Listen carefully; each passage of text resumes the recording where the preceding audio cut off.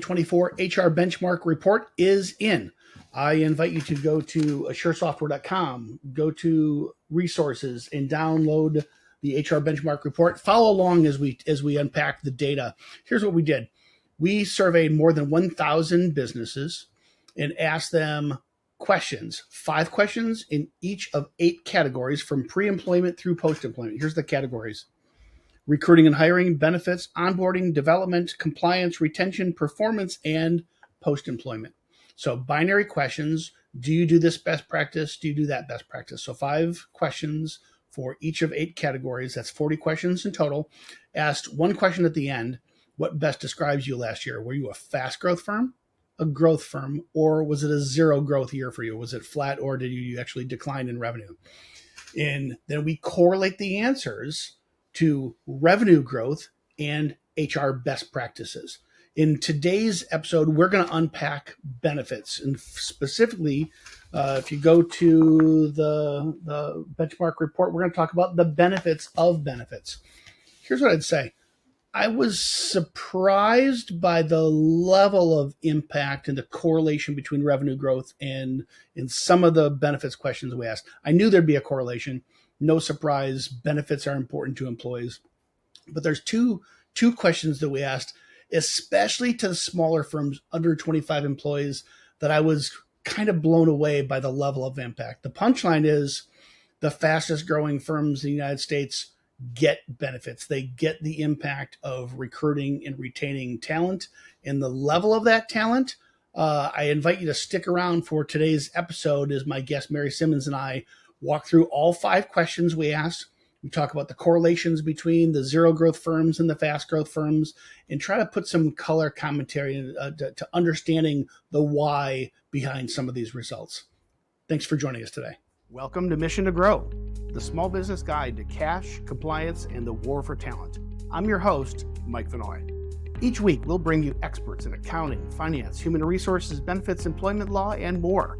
You'll learn ways to access capital through creative financing and tax strategies, tactical information you need to stay compliant with ever-changing employment laws, and people strategies you need to win the war for talent. Mission to Grow is sponsored by Asure. Asure helps more than 100,000 businesses get access to capital, stay compliant, and develop the talent they need to grow. Enjoy the show. All right, Mary, we're talking benefits today, the benefit of benefits.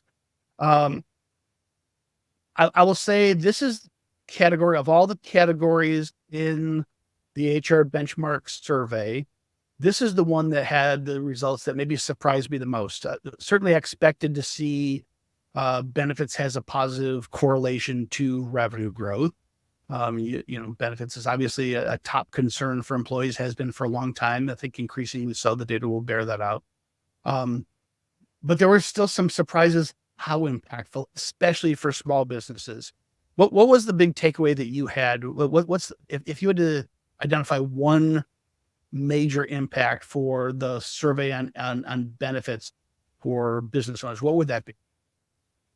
I think I agree with you that I was a little bit surprised by some of the results, but I guess as we think about it a little bit more, we do see in the news, this is what employees are looking for, right? So I think everybody's recognizing if there's a war for talent, how do I get that talent? Looks like everybody's looking for benefits. It's the best way to attract and retain the best talent. So I think everybody getting that message loud and clear, which I think is good news. Yeah. There's a really cool stat that we cite in the report itself. So again, encourage you, download it off the website, follow along during the discussion if you can. WTW, formerly Watson Towers Willis, huge global HR consultancy and benefits firm. So they would know this as well as anybody. Benefits continues to grow in importance. And I'm just going to read a quote out right from their website. So while pay remains at the forefront of attraction and retention, their survey found benefits are not far behind. Almost 49% of employees chose their current employers due to their benefit packages, and over half, 54%, stayed with their employers for the same reason. So it's a massive importance to employees. It was interesting to me that 49% said that was a big reason for choosing. 54% said it was a reason for staying. I think the grass is always greener, right? And so even when you kind of hate your job, or maybe you're not so in love with your boss that day, Right. having great benefits, or having benefits period, is an important tool of retention. And anything you would add to that? 100%. And I think it part of it is, oh, I'm going to go out there and look at other employers, and then those employers may not have as good of a plan, but they may have a plan that's as good, but the employee says, but I like my doctor. And so Cigna might be as good as, Oxford, let's just say, but they have different doctors. So I want to stay with my doctors or my dentists or whatever it is. So I think the retention piece is actually understated for two reasons, right? If you have good benefits, they want to stick with good benefits, but they also want to stay with what they know. Oh, I know how to submit my bills. Right. I'm going to read one last thing here. We'll jump into our questions. In that same, the next sentence in their report, 2/5, 40% of employees said that they would leave their employer for better benefits elsewhere and no change in salary. So this notion that employees are only going to make a move to make more money just isn't true.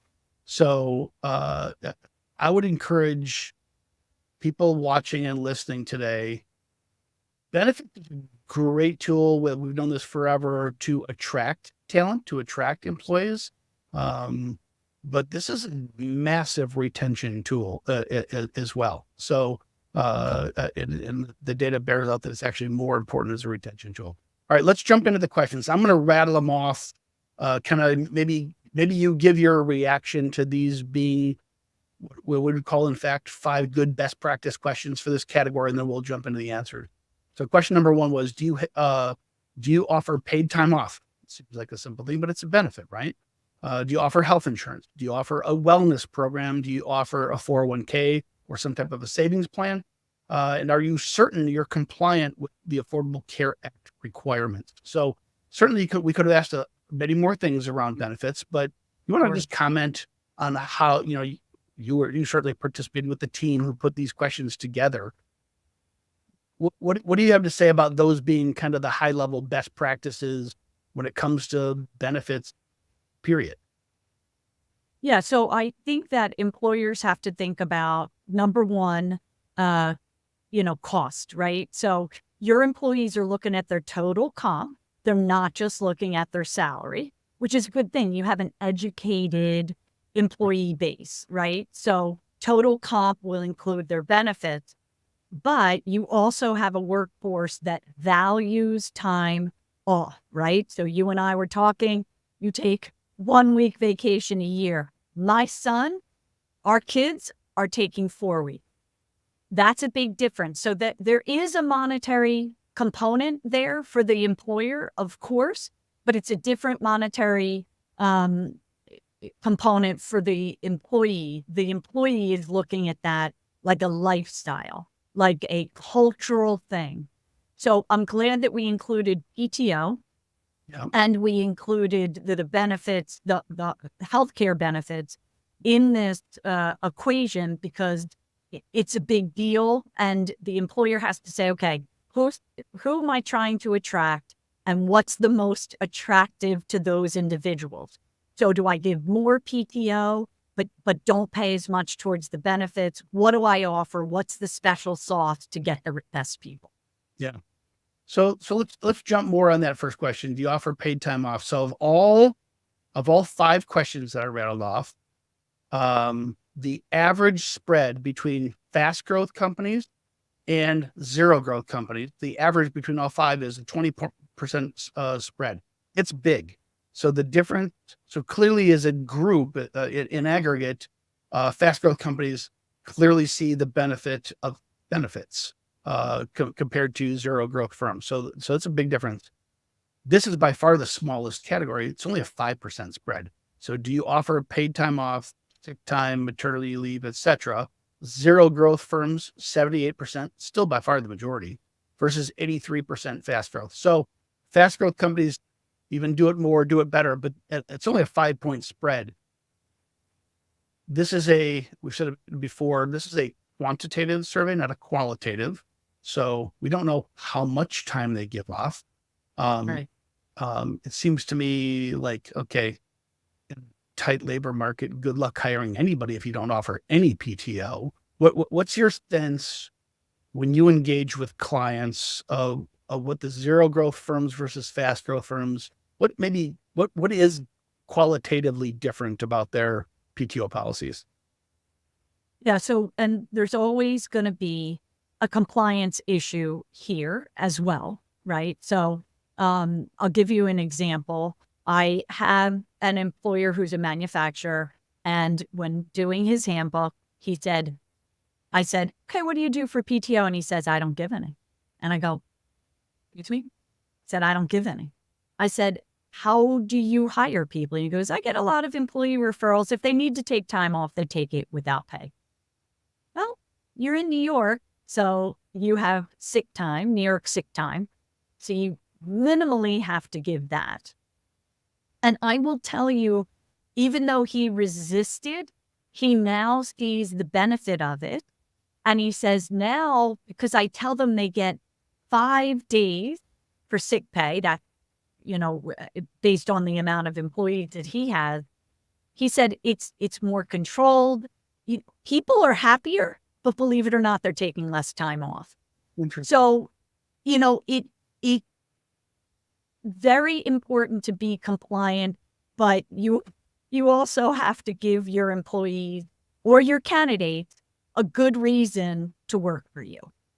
Everybody needs time off to reset, recharge, take care of family, right? So I can't imagine not giving any time off, but there are, nobody mandates vacation. It's only sick time that some states mandate. So it's interesting. I got two thoughts going through my head. One, no surprise, you started with compliance. Yeah. That we Can't help didn't myself. answer that, and this is a national survey, so maybe comment that this, you and I have discussed before, this is one of the fastest changing areas of HR regulation is time off, paid time, non-paid time, state and even regional based FMLA-ish kind of plans. Paid family leave. Yeah, right. So maybe just paint a picture what's happening in the trend, because New York is one thing, California, and all things kind of float to the middle. What are the major trends that you're seeing briefly first, I guess? So you have close to half of the states that have mandated sick time. So believe it or not, it's not just New York and California anymore. And then you also have about a third of the states that have a paid sick or family leave. So we know there's FMLA, which is a federal leave, but that's for 50 employees or more, and it's unpaid. Yeah. So a lot of states have said, well, that doesn't work. What if you have a family member or you have something, and that particular state, there's only about 20 states that have state disability. So what does the employee do, right? So they have paid family leaves that are a lower threshold, and again, it has pay instead of no pay, just job protected like FMLA. And not to go down a rabbit hole, but this is why one of our favorite topics is just the simple thing of an employee handbook, which isn't quite so simple, and where people get in trouble when they just create their handbooks from Google. Your PTO, your paid time off policy, has to reflect state and local regulations as well, right? So you don't want to, here's my PTO policy, here's the state regulations, and they're not in alignment together. They need to dovetail each other so that it makes sense financially for you and for the employee. You could easily get yourself in hot water where I offer this time, you're out of sync with what the state provides. All of a sudden, you're a small business, people taking leave according to your policy and according to what the state says they are entitled to, and you can't get the work done and costing you a fortune because you didn't think about, you didn't put together a thoughtful PTO policy. Anything else you'd say on that? I'll tell you, I have a lot of small employers, and it is difficult to meet these mandates, right? And still operate the business. But I say, well, we have to do it. We don't have a choice here. So let's leverage it. And, a lot of them don't even put it in their ads. I said, if you're in a state that mandates sick leave, that goes in your ad. That's part of your attraction. Yes, you have to do it, but not all employees know that. So let's leverage it. And I would also say that I point back to that other employer where because the employees, although they had to take it without pay, he let them take whatever they wanted. And some of them, it was 3 weeks a year. Now it's 5 days sick. He said time off went down. He said, I have to pay for it, but the time off went down, so productivity went up. Net, Mary, thank you. Yeah. Even though it had nothing to do with me, it was a state requirement. But you kind of have to find that balance, right? You and I should do a show on another day. There's a real trend towards unlimited PTO. That's a bit of a controversial topic, but I don't think we have time for that today. I'm going to move on to the next question. I'll move to the next one. So a much bigger spread. So the average, remember, is a 20-point spread. We just covered the smallest spread, just 5%. Do you offer PTO? Knowing that it's going to vary widely how much they offer. This next question, do you offer health insurance? Again, this is quantitative, not qualitative. We didn't ask how rich the plan was, right? We didn't ask what the deductibles were. So, but it's just, do you or don't you? And here we took an extra look at all companies and much smaller companies, 0 to 25 employees. So do you offer health insurance? 0 growth companies, 66%. So obviously the sampling here is smaller companies because Affordable Care Act would say over 50 employees you have to. So lots of small businesses reply to the survey. So 66%. Fast growth, 90%, 24% spread. What's really interesting to me here is when I carve out a cohort of smaller firms, less than 25 employees. Okay. Yeah. The law doesn't require them. They're under 50 FTEs. So they don't, the Affordable Care Act doesn't require them to offer benefit. And it shows up in your 0 growth firms at 45%. But the fast growth firms, 80% of the under 25 employee firms, they still offer it, 80%. So it's not even that big of a drop off. This is one of the stats. I expected to see that correlation. I didn't expect to see that big of a gap. What's your thoughts here? This might be a big leap, but I'm going to say it anyway.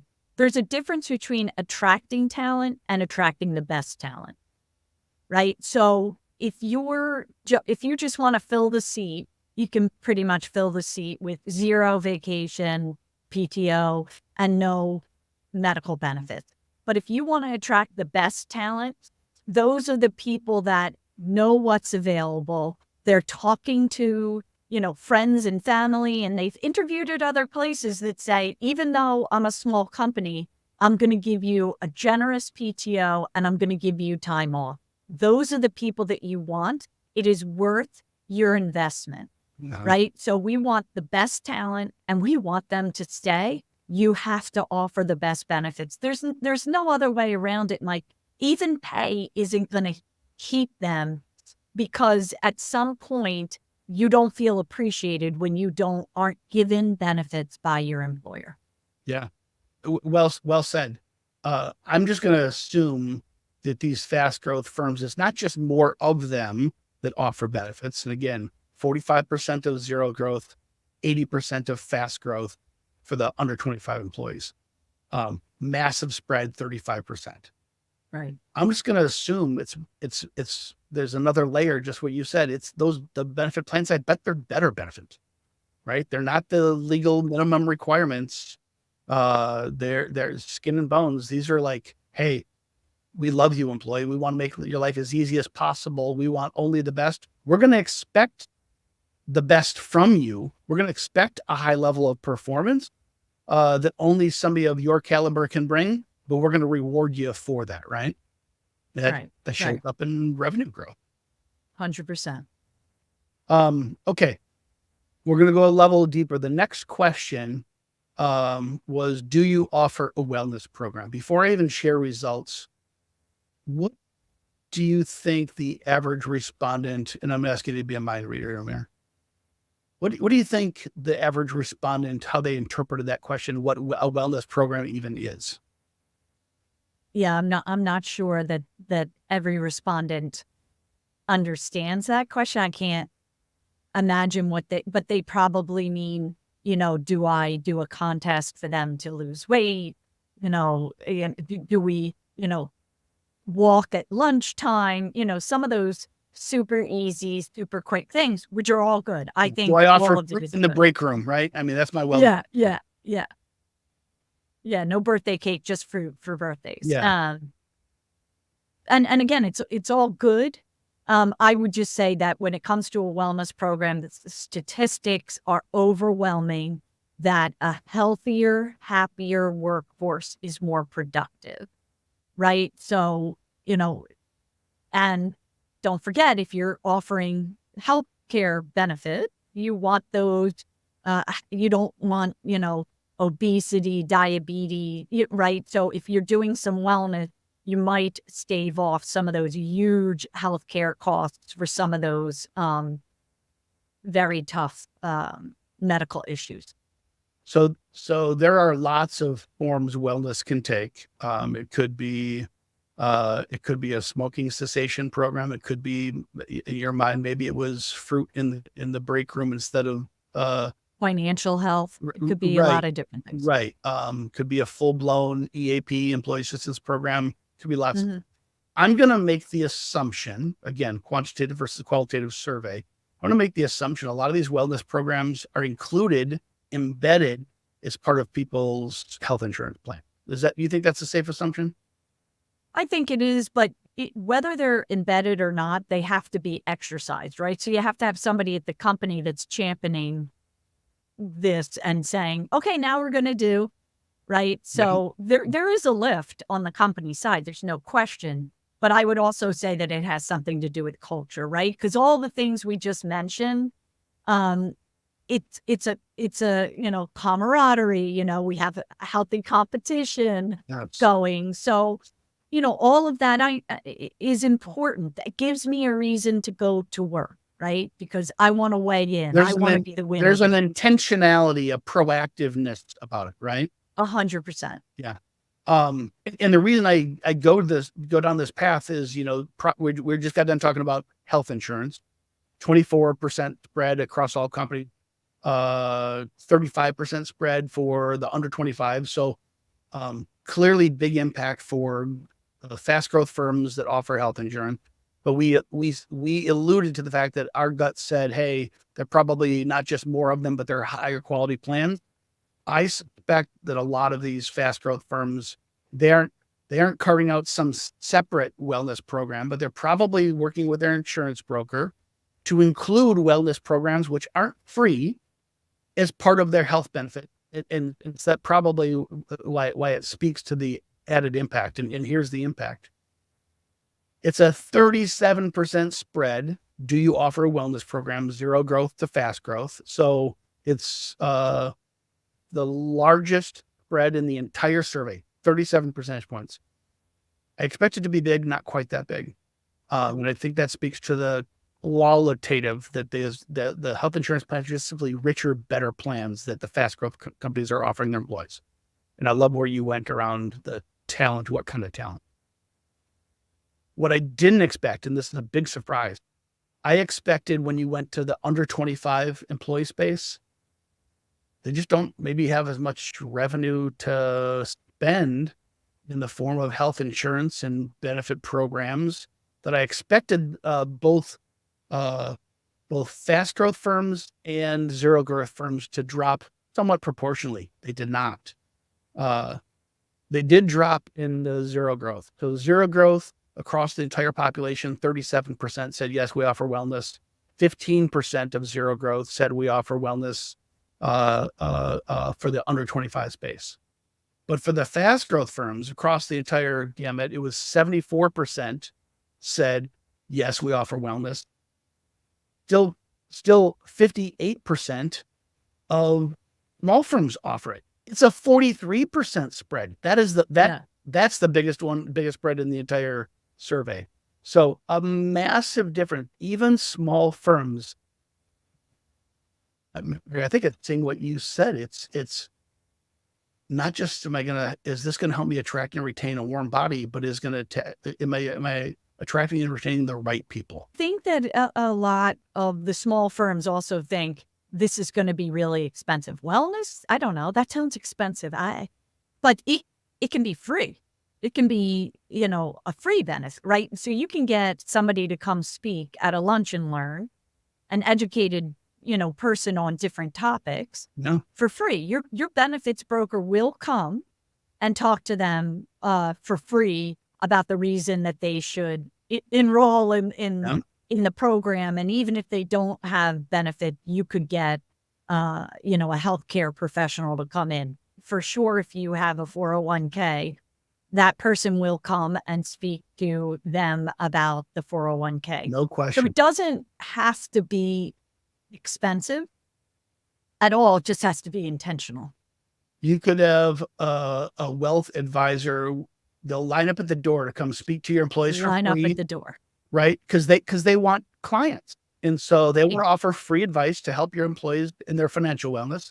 You can have nutritionists line up at the door to teach your employees about how to live healthier lifestyles, because they want clients, and you're just offering free marketing to them and a free value add to your employees. You're right. This doesn't have to be expensive. It doesn't even have to cost you a penny. Right. And most, you probably have, there's plenty of government agency that will come. I know we've arranged it multiple times. There's, suicide prevention, and there's nutritional programs within the towns of these organizations. You just have to do a quick Google search and you'll find, like you said, speakers all day, every day. Yeah. Yeah. I want to park on this topic a little bit longer than perhaps some of these other ones. You went there earlier in the conversation, and I want to go deeper. I almost see this as two separate things. There's the attraction and retention of talent component. Do you offer wellness because talented people are going to want it, and the most talented people are going to have choices, so they're going to want the best plans. So, right. But say more about the actual productivity from a healthier workforce. So if I'm out of work, I'm not productive, right? So the statistics will say, of course, that, first of all, the cost of the organization when an employee is out of work is astronomical, right? So number one, if it's for a health reason, now they're using my health benefits. Whenever those health benefits are an insurance for an organization, right? It's healthcare insurance. And we all know what happens when there's claims to our insurance. We get into a car accident, my rates are going to go up. You have a lot of unhealthy employees, your rates are going to go up. Yeah. They're going up probably anyway. So you don't want them to go up astronomically, right? So my one cost is my health insurance is going to go up. My second cost is I have an employee who's not in work. And if you're not in work, you can't be productive. Now let's just take it a level lower and we'll say that employee does come to work, but they're not healthy, right? They don't feel good. They, are depressed, right? So there's, let's not ignore, the mental component as well as the healthy component. We have to take care of our mind and our body. So now our productivity is low. And I would just say that the organizations that don't have wellness and don't have benefits, your employees are still coming to work sick, right? Because they don't have health insurance. If they don't have it with you, they should have it elsewhere, but they can't afford it. Yeah. So now they're like, well, I don't have health insurance, right? And nobody's teaching me to take care of myself, right? Because there's no wellness programs at my organization. So I'm coming to work, I'm not productive. And oh, by the way, I'm getting everybody else sick at the same time. So, a little bit of money and prevention goes a long way for organization. Yeah, you know what? So I'm trying to capture, but I think you hit it beautifully. So there's the real cost. If your employees are out sick, that means they're making insurance claims. Some of those claims might be just doctor's visits because they're out with a cold or have a sick child. But they could also be a stroke or a heart attack, and those claims are really expensive. In a healthier workforce, statistically, they're not going to have those expensive claims. So cost number one. Number two, very expensive to have especially a salaried employee that's out of work. They're not performing work if they're out sick. That's self-evident, right? The working sick. I think I love it that you included mental health. The working sick, whether they're feeling under the weather or they're just not in a good headspace, how productive are they? Right? If don't have mental health. And my words, not yours, but you said it earlier. You talked about culture. When you have guest speakers talking about financial wellness, you have nutritionists coming and talk about health. When you have the local gym come to try to, they want to sell memberships, but they can, you say, hey, I'll let you speak for 15 minutes at lunch. And anybody who wants to sign up for your gym, they can, but I want you to talk about the benefits of strength training, right? Those Right. cost you nothing. You're creating a culture of accountability because I know that I'm overweight. I know that I just need to eat better and work out more, right? I need to have a better sleep schedule. I mean, I don't need the speaker to come tell me these things, but if I'm surrounded by an environment of accountability, a culture where others feel the same way, versus if every day is, cake at lunch and we don't walk during breaks, that's a very different culture, right? Well, and I think everything you just spoke about tells our employees that we care about them. And that's really important, right? People will, you can't never minimize culture. People will stay for the culture because they like where they're working. So all of that shows that they're really concerned. And the one other thing that I would add is, giving leave not just for my sick time and wellness programs, not just for my sick time, but don't forget to bring in the elder attorneys, right? Because caring for, elderly parents really is taxing on your staff. So, is there time off for me to take a parent to a doctor's appointment? Is there, a wellness program to help me deal with, mom's house? What do I do? What do I do with mom's house? So it's a big deal. All of these things matter. Right. Well said. Caregiver fatigue is a very, very real thing. Huge. And beyond the fatigue, just the during business hours kind of work you have to do that takes away, right? All right, I'm going to move to the next one. And I'll say this similar to wellness, that it's really surprised me. Specifically, we went into the cohort of the under 25 employees. It's 401k. Maybe before jumping into the stats, what do you see in your practice as you talk to small businesses, medium-sized businesses every day? How are they thinking about? I'll use a follow-up from our wellness. How are they thinking about retirement planning and financial wellness for their employees? Yeah, which is definitely part of wellness, right? So, again, now we have, I think we're up to 26 states that mandate 401k. So even if I'm not in one of those states, again, you have a very educated workforce these days, right? Social media is helps with that. And I think it's a good thing that exists. So financial wellness, I have employers say, Mary, we need to use your 401k. Can we get it started? My employees are asking for that. I did not hear that 10 years ago or 5 years ago. Right. So, and I'm not just talking, I'm talking manufacturers as well as professional services. Right. So maybe in your professional services, they were thinking that, but I think you have more people, more of your candidates and more of your employees who are thinking, gee, I better take care of myself, later in life. Hey, Mr. Employer, how can you help me? And 401k is a big piece to that. No question. So I'll walk through the number. So the question, do you offer a 401k plan? So across the entire audience, it's 1,090 respondents. So really big sample size. Zero growth firms, 50%. So half said yes. Fast growth firms, 74%. So a 24% spread is really, really big. This is maybe the most shocking stat to me of the entire survey of all 8 categories. When I look at the under 25 employees, again, I know that there's a perception around that smaller firms can't afford 401k between technology being complex, the plan sponsor liabilities is complex, and then the cost.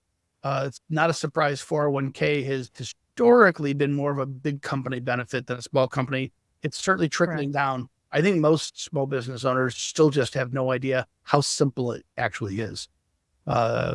Firms like our partner Vestwell they've demystified it. They've made the technology a non-issue.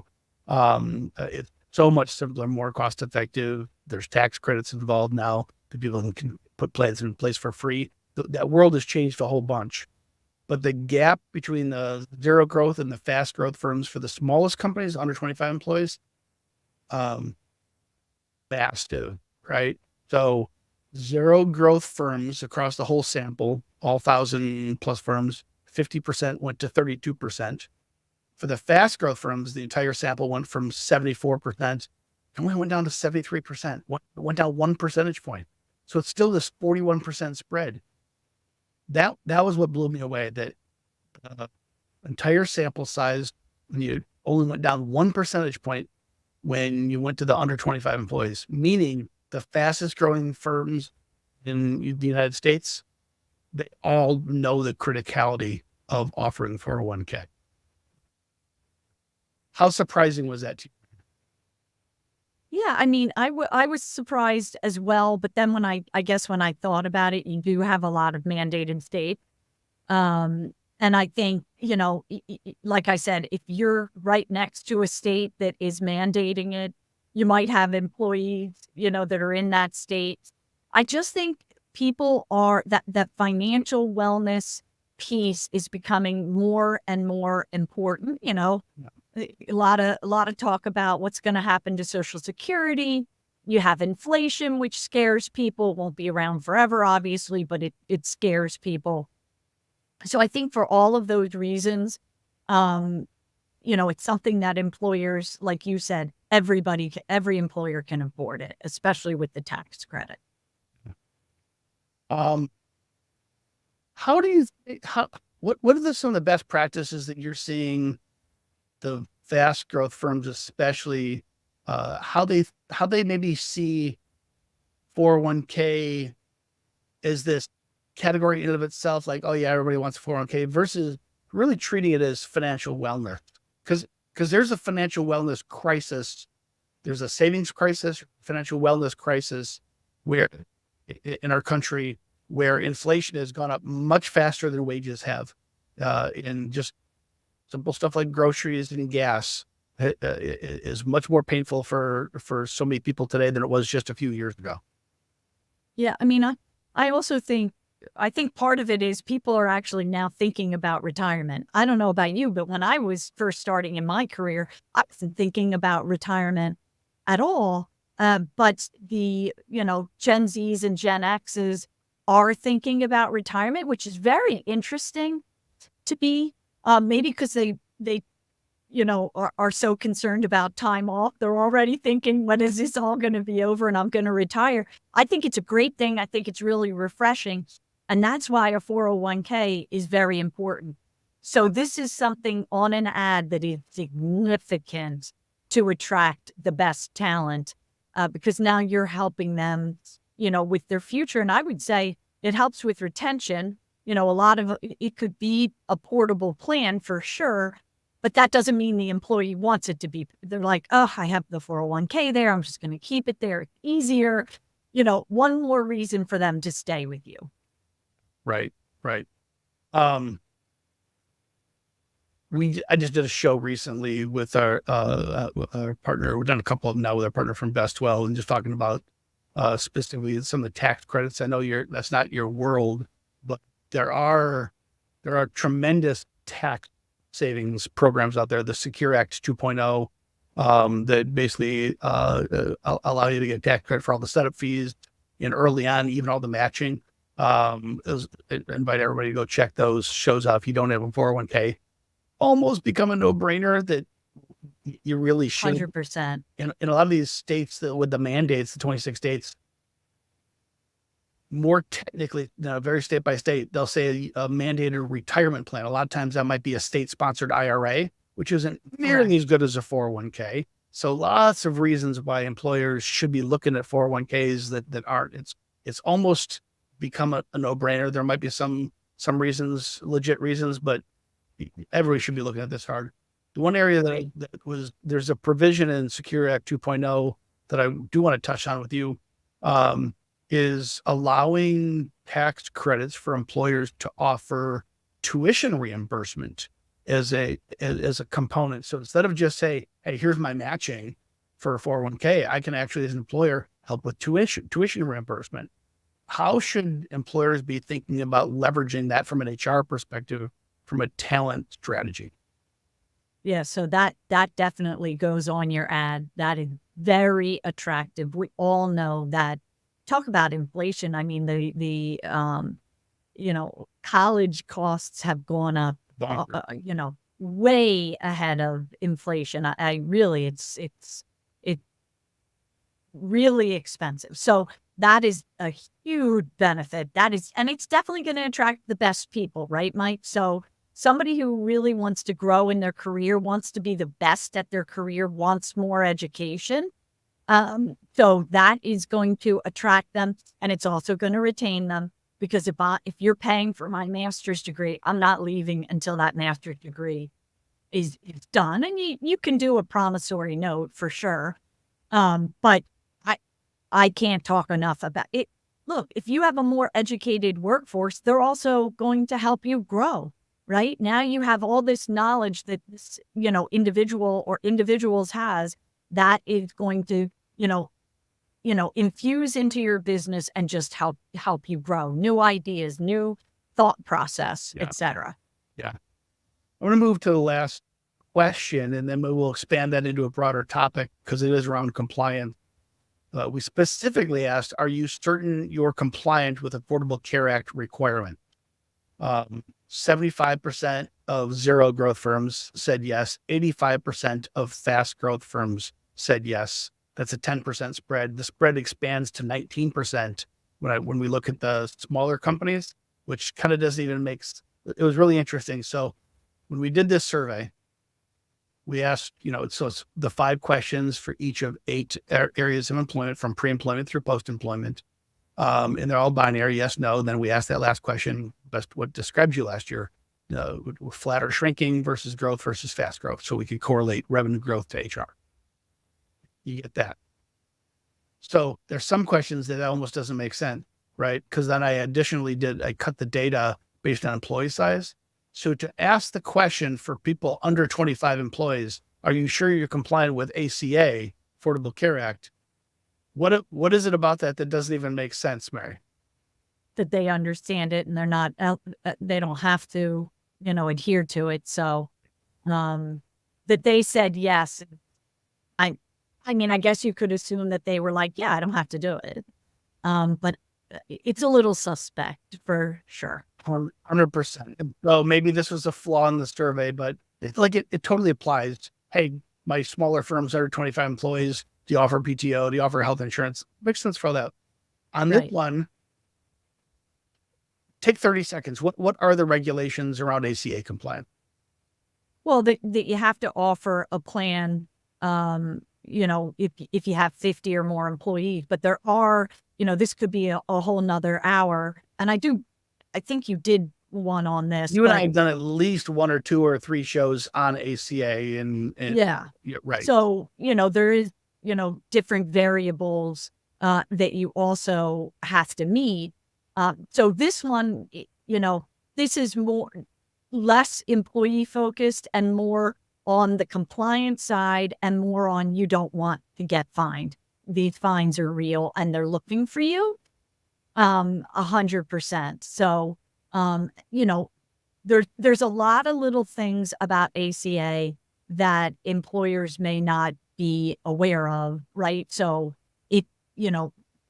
part and parcel, there's different regulations when the employee terminates that you want to stay in compliance with as well. So this is more compliance and, you're not going to grow if you have lots of fines. So you better be compliant. Right. For sure. It's interesting. So you're right. So people could have said yes because, they know it doesn't apply to me. It's only over 50 employees. Yeah. But it really just does speak to something that you and I talk about all the time. It's people think they're compliant and have no idea that they're not. Right. Right. So now I want to back up. So we asked that question on ACA. What are the compliance traps when it comes to benefits? We've talked health insurance. We've talked leave types. I think that's probably going to be the biggest one you're going to go down. Wellness, 401k. Where do you see employers getting in the most trouble when it comes to benefit and compliance?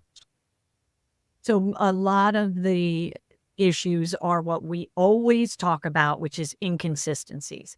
So you can offer different benefits to different sections of employees with, some parameters, right? So if you're ACA compliant, there's definitely parameters around that.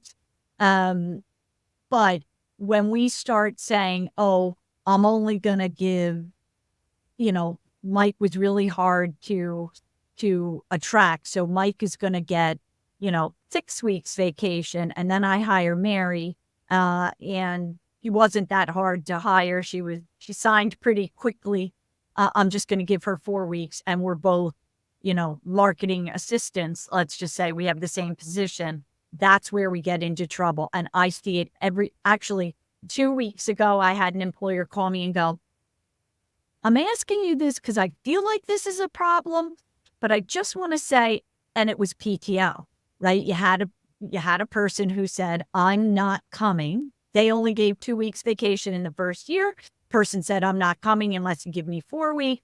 And they're like, well, why can't I do it, Mary? Because I feel like, I had to do it to attract this person. I said, and they were like, I know what you're going to say. And I said, it's not consistent. And they're like, yes. Yeah. So the inconsistent, we don't want to show that we're discriminating, right? So there's laws on the compliance side that we have to adhere to, federal, state, and local. And then there's also, we want to, one of the other big laws, obviously, is the EEO policy. We don't want to look like we're discriminating. I'm glad you split it in those 2 buckets because I see it the same way. I'd say can't cover in a call like this because it's so nuanced by geography. But again, leave types, paid or unpaid, but leave types, especially paid leave, is probably one of the fastest evolving areas of HR compliance. So that's binary. You don't get a choice to not follow the law. It's your responsibility to know what the law is. So you work with somebody like Mary's team or your attorney, or you got to get figured out. This strategic compliance, there's not a law that says 2 people must have the same PTO. Tell me if I'm thinking about this right.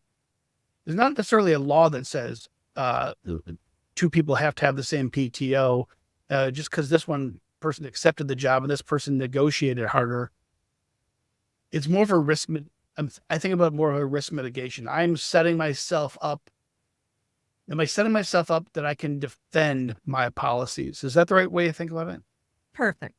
That's exactly the way I would do it. And if you have the documentation, there's examples. And again, there's so much gray area when it comes to things like this, but I think that's a perfect way to say it, right? Yeah. I was part of a business once, where we got sued for retaliation because we changed. So it was a small firm at the time. We were growing, and a male colleague got one treatment and a female colleague got the other treatment. I know that there was no bad intention there, but this young lady, she felt aggrieved, and she thought the reason she got different treatment, even though leadership actually thought they were giving her a better opportunity and were managing different for her to give her more opportunity, it was perceived, and that's all that matters, that it was a gender-based decision. Yeah. And that's all it took. And it was the firm prevailed, but $30,000-$40,000 legal fees later to prevail. Consistency is kind of the hallmark here for HR, right? It is. And it's, and I don't want to say, I don't want listeners to think I have to be consistent so I don't get sued. It's the right thing to do. And you're not going to have a positive culture if you're not consistent. You might not get a lawsuit, right? If you're inconsistent, you might not. What you should be looking at is, again, everything we're talking about, retaining, attracting and retaining the best talent and driving towards your goal. Don't do these things just so that you don't get a lawsuit. I want you to see the monetary reward, which is part of the reason that you did that survey. The fast growing companies have these things in place. So, there's a negative if you don't do it, but I also want you to focus on the positive, because a lot of times people are like, I'm not going to get caught. I'll take that risk. The other side of it, it'll help you. There's a positive side. Mary, what would you say in closing? So we titled, so in the benchmark report, we titled this the part of the executive summary at the beginning, the benefit of benefits. I mentioned at the top that this is one of the areas that has the greatest differentiation across all others between zero growth firms and fast growth firms, is how they approach benefits. And we talked through the 5 questions. So statistically, we know that this is a big driver of success. What would you say in closing? I would say that even though the statistic says salary is the number one driver, I would say this is neck and neck for a lot of people, right? So you got to, if you have benefits, you got to make sure that they're compliant, number one, and that includes consistency, as we just said. Look at what your competitors are doing. So we do salary benchmarking. You can also do benefits benchmarking, and any broker will do that. I know Asure brokerage can do that and say, what's everybody else offering, right? You have to be competitive and you have to leverage it. If you're not putting it into an ad and you're not talking about it and you're not, having lunch and learns to keep people healthy and engage in the benefit you're offering, then they're not going to help you grow, right? It's not enough to just have them. You have to have the best, the most competitive, and you have to talk about it and make all these benefits intentional. I think that's so critical. I mean, don't lose sight of the fact that there's marketing involved here. Not misleading marketing. It's genuine, just good, effective communication, right? We all know that if we get a gift from someone in the form of a card filled with cash versus that equal value of a gift, maybe we'd like the cash, but you remember the impact of the gift, especially if it was a thoughtful gift, right? It was something, oh, I got this for you because I knew that was really important to you. I'm not saying health insurance, wellness plans, 401ks maybe has that level of connection. But if you are proactive, if you are intentional about creating a culture that is healthy, mental health, physical health, financial health, you are sending a real signal to your employees that you care. And that goes a long, long, long ways toward It revenue. does. Yeah. And I would say it's even more important for a small employer, because if you only have 25 employees and your key person leaves, that affects you more than a company of Asure size where we have, close to 600 employees. One person leaves. Every person matters here, but it's not going to affect us as much as a smaller firm. So don't minimize the importance of the benefit. Yeah. Mary, I always love talking about this kind of stuff. Thank you. Great topic today. Look forward to the next show we do on the HR Benchmark Report. We're going to continue to unpack chapter by chapter. So our last show on this topic was recruiting and hiring. Today we covered benefit. Our next will be onboarding. We're going to talk about the differences between fast growth firms and zero growth firms, how they treat the onboarding process. Mary. Thank you. To everyone else, if you enjoyed today's show, if you got value from today's show, I invite you to share, comment, like, and subscribe on the platform of your choice. Until next week, enjoy your mission to grow. That's it for this episode of Mission to Grow. Thanks for joining us today. For show notes and more episodes, visit us at missiontogrowth.com. If you found this content valuable, I invite you to share it with a friend and subscribe to the show. If you really want to help, I'd love it if you left a 5-star review on Apple Podcasts, YouTube, or wherever you listen. Mission to Grow is sponsored by Asure. Asure helps more than 100,000 businesses get access to capital, stay compliant, and develop the talent they need to grow. To learn more about how Asure can help your business grow, visit AsureSoftware.com. Until next time.